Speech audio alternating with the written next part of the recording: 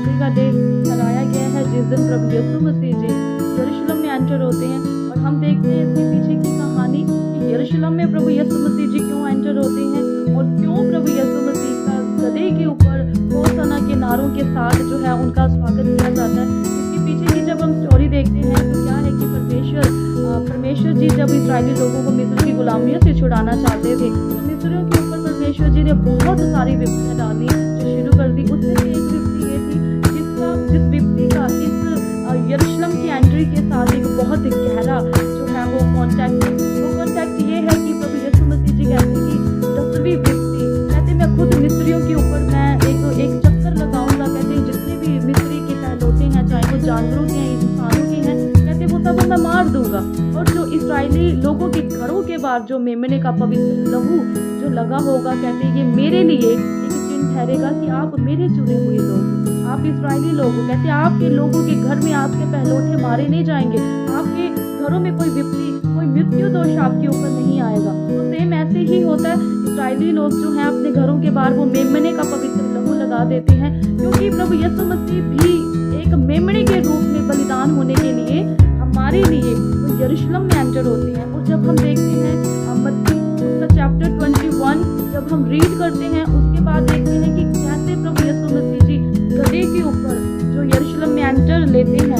करते हैं तो लोग उनका स्वागत करते हैं। लोग एक खजूर की पत्तियों को लेकर उनका स्वागत करते हैं, होशाना के जो नारे लगाते हैं क्योंकि ये भविष्यवक्ताओं के द्वारा पहले ही हम जकरिया में भी पढ़ते हैं कि उनके लिए भविष्यवाणी हो चुकी थी कि वो गधे के ऊपर बैठा एक मेमना आएगा जो हमारे लिए बलिदान हो जाएगा। जब हम मत्ती 21 पढ़ते हैं रीड करते हैं देखते हैं कि उसके 21 चैप्टर से लेके मत्ती की 27-28 चैप्टर तक की जितनी भी हम या वर्सेस पढ़ते हैं चैप्टर्स जब हम रीड करते हैं तो आप देखोगे कि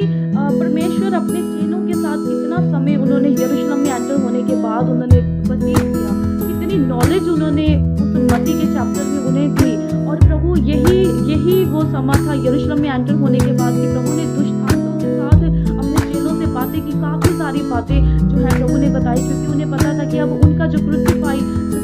के ऊपर बलिदान होने का जो समय है वो अब निकट आ रहा है। आप देखोगे कि इसी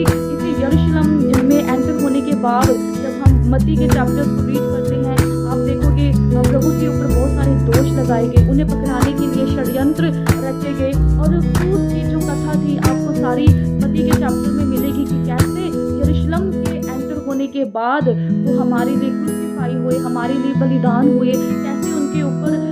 जो है दोष लगाए गए, उनके ऊपर इतनी सारी जो चीज़ें उनके ऊपर आई और उन्होंने अपने चेलों को सिखाया, इतनी बड़ी उन्होंने नॉलेज दी क्योंकि वो जानते थे कि ये मेरा आखिरी समय है कि अपने चेलों को वो जितना सिखा रहे थे और उन्हें पता था अपने चेलों के साथ उन्होंने आखिरी भोज इस मत्ती में यरूशलेम के एंटर होने के बाद किया। काफ़ी सारे लोगों ने जब यीशु मसीह को आते हुए यरूशलेम में देखा अपना जीवन यीशु मसीह को दिया क्योंकि वो उससे पहले यीशु मसीह की कार्यों को जान चुके थे, उससे पहले वो जीसस की जीवन शैली को वो पूरी तरह से जान चुके थे। और ये आपके और हमारे लिए भी बहुत ही इम्पोर्टेंट डे है कि हमारे लिए प्रभु यीशु मसीह जी यरूशलेम में एंटर हुए थे। मीन्स जब हम पाम संडे को सेलिब्रेट करते हैं तो हम अपने जीवन में अपनी ज़िंदगी में उन्हें इनवाइट करते हैं कि वो हमारे लिए आए, हमारे लिए बलिदान होने के लिए, क्रूस पर चढ़ने के लिए। फिर हम देखते हैं कि गुड फ्राइडे वाले दिन परमेश्वर हमारे लिए कैसे बलिदान होना के लिए वो रेडी हो गए। वो गधे पर क्यों आए, इसके पीछे क्या है, इसकी परिभाषा क्या है, गधे को क्यों उन्होंने चूज किया? अरे वो तो इतने महान परमेश्वर थे, उनके लिए तो बड़े बड़े हाथी ऊंट वगैरह ये जानवर लेने चाहिए थे, लेकिन परमेश्वर गधे को क्यों यूज किया? इसके पीछे ये कारण है कि गधा जो है वो बोझ को दर्शाता है। गधे के ऊपर इतना बोझ लाद देने के बावजूद भी वो अपने मालिक के साथ वफादार रहता है। वो लड़खड़ाते जो है वो फिर भी वो उस बुलाहट की ओर चलता है, फिर भी वो अपनी मंजिल तक पहुंच जाता है। वो वफादारी को दर्शाता है। जो गधा है वो नम्र को दर्शाता है, जो गधा है वो शांति को दर्शाता है। तो इसीलिए प्रभु ने ये मैसेज देने के लिए वो गधे के ऊपर वो चढ़े, वो खुद नम्र बनकर आए। वो ये मैसेज देते थे कि आप भी नम्र बनो, प्रेम के साथ जीवन को व्यतीत करो, शांति अपने अंदर बनाए रखो, क्योंकि प्रभु के वचन में लिखा मैंने पूरी दुनिया को अपने स्वरूप में बनाया। तो वो कहीं ना कहीं हमें ये मैसेज दे रहे थे। और ये जो पवित्र डे चल रहे हैं हमें प्रभु के और नज़दीक आना चाहिए। जिस तरह से परमेश्वर ने इस मत्ती के 21 और 28 चैप्टर के बीच में पतरस को बार बार बोला प्रभु ने कि जागते रहो, प्रार्थना करते रहो, जागते रहो, प्रार्थना करते रहो, ताकि तुम परीक्षा में ना पड़ो। और वो मैसेज आज प्रभु हमें दे रहा है कि आप प्रार्थना करते रहो। ये जो डे चल रहे हैं पवित्रताई के डे, हमें प्रार्थना करनी चाहिए,